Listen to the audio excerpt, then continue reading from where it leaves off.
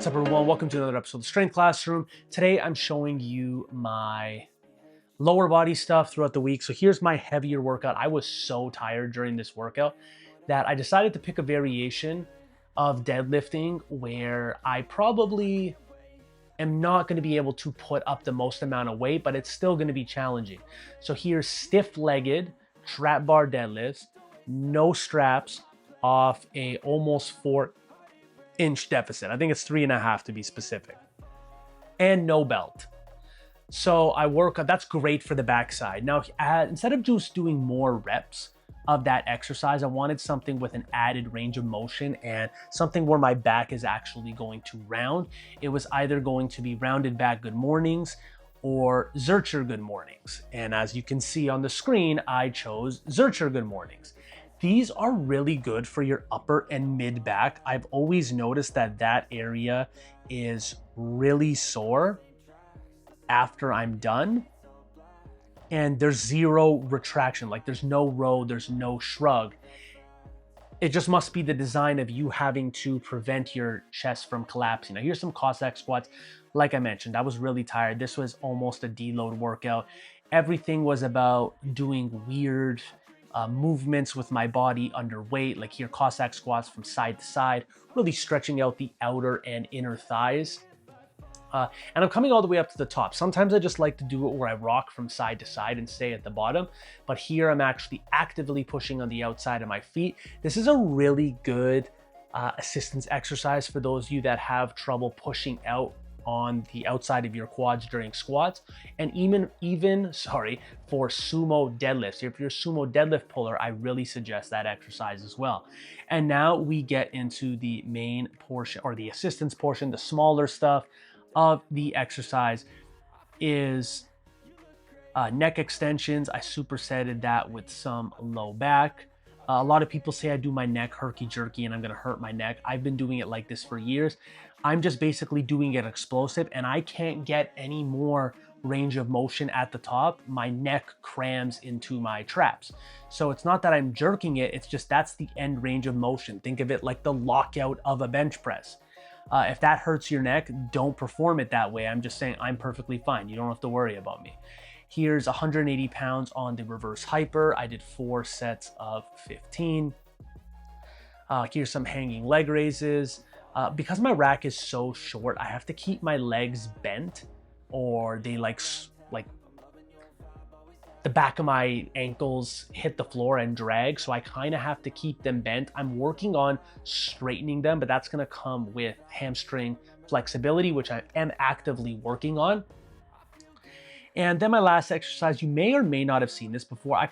They're called hamstring gliders, and they're really good for athletes in general, or anyone that is currently sprinting or their sport requires them to sprint. So you're working the front leg here, but it's also a great mobility exercise as well. Great hamstring exercise though.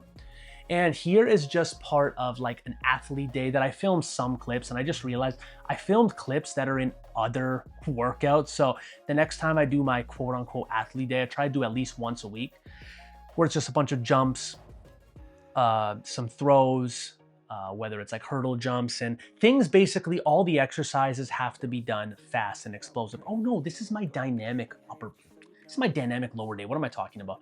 So started off with some sandbag throws over the shoulder, and then kneeling jumps to a small platform or box. I believe this was 10 inches was my highest, 10 inches for 3.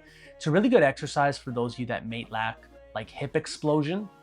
It's really, really good for wrestlers. That's actually who I got it from. That's a 220-pound bag. My red one, my other one's 160 pounds. I use the 160-pound bag to almost just like prime my nervous system for the heavier bag. The one you see in the back is a 250-pound bag. I plan on throwing that over my shoulder very soon. Sandbags, I'm getting the technique down a bit more, whereas before I was a bit clueless. Now here is some assistance. I'm using straps here. I don't like straps on, and it's a slightly smaller deficit, but I don't like straps on this exercise. I don't know what it is. Sure, it lets you pull more in general, but I just don't like them. I don't know how to describe it. So this is just my minor strength stuff. I did 2 sets of 5 on this day. In that exercise, I'm trying to progress more on range of motion as opposed to weight. As you can see, I did 2 sets of 5 there, and on the other day, I did 385 for sets of 2. So I was really tired on that day, but I have to get it in. Then I'm working on some Nordic hamstring stuff.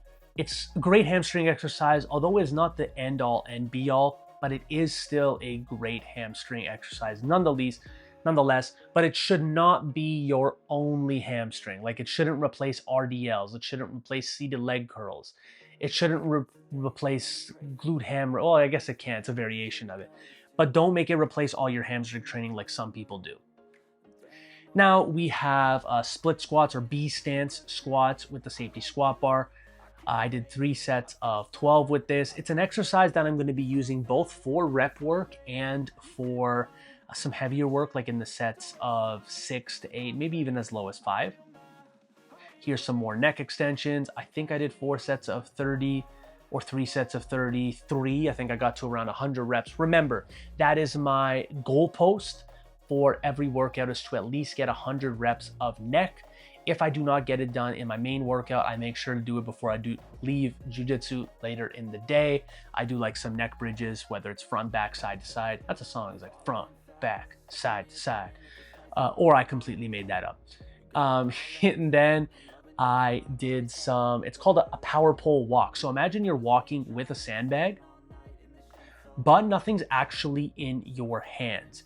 It's all being supported by the posterior of your body. So your upper back, your mid back, your spinal erectors, your glutes, your hamstrings.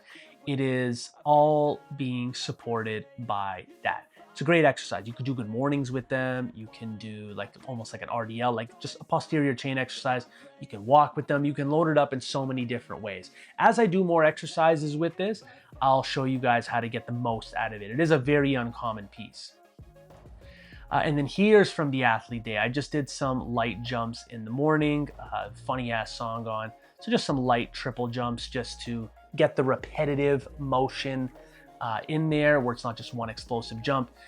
Now, like I said, I filmed some not so great stuff that was already in my other workouts. So here's my 160-pound bag, getting it over the shoulder. I think I did about 7 sets of 2 of this. And the key, actually, I'll say that in another video. Basically, I wasn't standing up enough. As you can see, I'm trying to get vertical. Before, I was staying more bent over, and I was having a really hard time lapping the sandbag. And I messaged a couple of people that specialize in sandbags on Instagram, and they told me exactly what I was doing wrong. And that's what you got to do. You have to look out and reach out to people that are better than you at what you're trying to accomplish. That's the only way you are going to grow. Someone is going to pass their knowledge down to you. So that's all for the lower body shit. If you like this video, like, share, subscribe, do all that good stuff. And as always, ladies and gentlemen, class is dismissed.